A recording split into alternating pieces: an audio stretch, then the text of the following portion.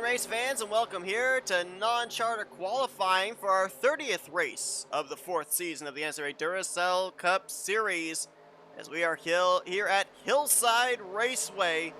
It is the first race of the second round of the playoffs, and we're about to determine the 6 drivers that will make up the final spots in the Hillshire Farms 400 later on today. Joshua Osborne and S Ozkan going to bring us down to the green flag, and 20 laps determining our 6 transfer drivers. Hillside's such a unique track, so much so that it got moved to a playoff spot on the schedule. As D Voyles going to look to the inside of Osborne to take the spot. He's got his teammate from KB Racing Enterprises, Michael Wayne Robinson, directly behind him.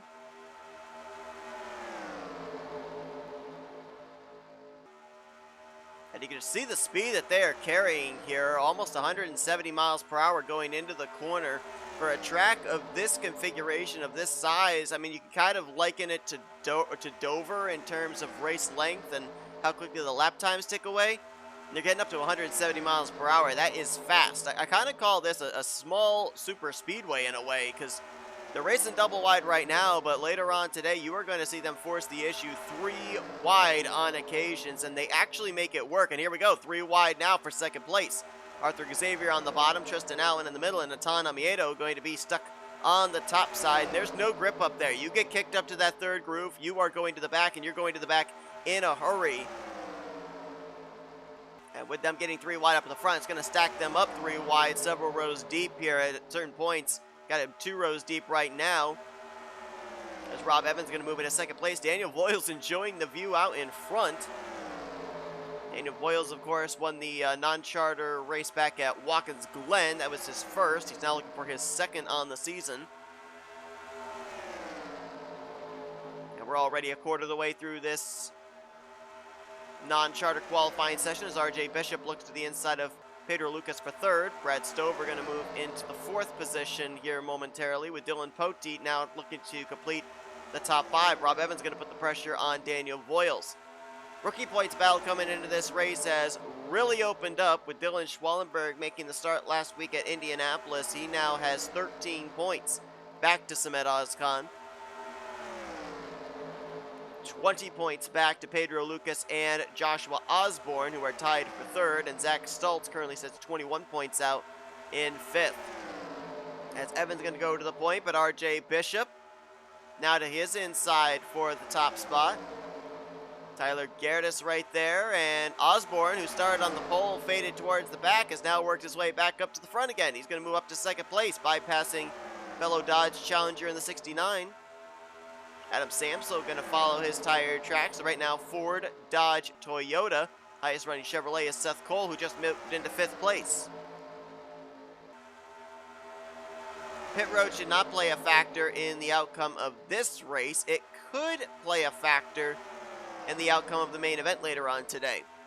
It's going to be a somewhat shorter of our playoff races on the schedule, 60 laps in total for the Hillshire Farms 400 later on today. So we'll see if pit road does come into play. I'm trying to remember back to last season if we had pit road come into play, and I don't think we did, because we ended up having a couple of wrecks, one of which, as I recall, was a really big wreck.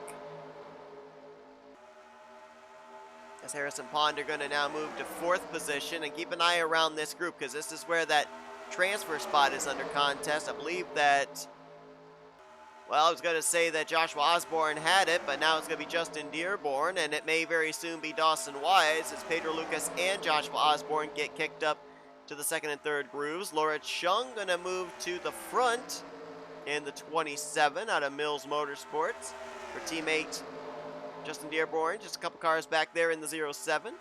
Looking to see if both of those Fords can make the main event together. Dawson Wise and a Michael Norman Motorsports, the bright neon yellow Menards Ford Mustang, now moves into 3rd, being followed by D Poteet, former winner of one of the heats back at the Chili Bowl. And now it's going to be teammates looking to battle for the race lead. Dearborn takes a look on Mills. or make that on Laura Chung rather, couldn't make it work. Dawson Wise gets kicked up to high line. Now he might lose the transfer spot to J Osborne, and he will. 3 wide behind him. D Schwallenberg trying to get up there. Schwallenberg's looking to make his 12th start on the season. That is the most of any driver that is non-chartered. And he might actually move into a transfer spot here as both Quentin Moore and J Dearborn are kicked up to the outside line. D Poteet putting the pressure on Laura Chung for the top spot as we'll be coming to 5 laps to go. Z Osborne moves into third. He's under fire from Dawson Wise. Here comes D Schwallenberg, and there's K Mathews, who hasn't made a start in a main event race since being moved down to the non-charter series. And he is right now in a transfer spot, looking for more, looking for 5th on D Schwallenberg. Dawson Wise to the inside of Z Osborne for third. Poteet continuing to look to the inside of Laura Chung for the race lead, but for the time being content to ride where he is. Tristan Allen now moves into a transfer spot.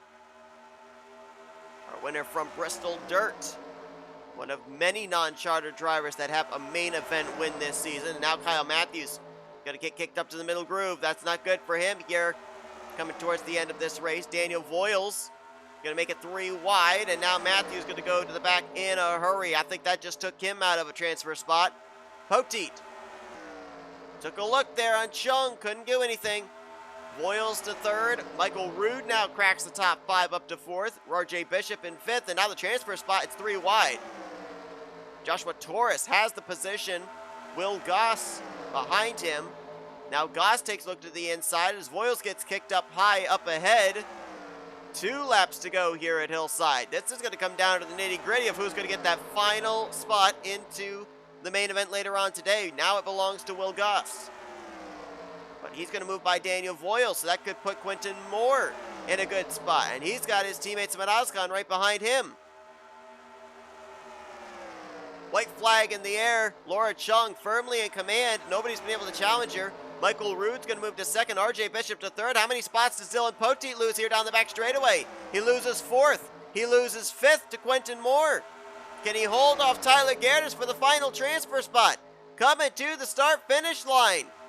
It's going to be Poteet by half a car length, who will transfer in.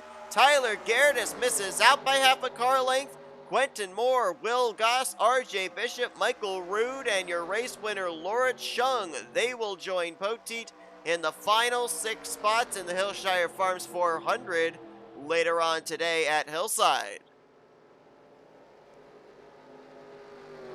We had a lot of moving pieces there in the final 10 laps of this one. Drivers that looked like they were going to solidify themselves a spot in the starting grid, all of a sudden fading towards the back. And drivers that had faded towards the back around midpoint able to work their way back up to the front. But Laura Chung's got a very strong machine when it's out in clean air.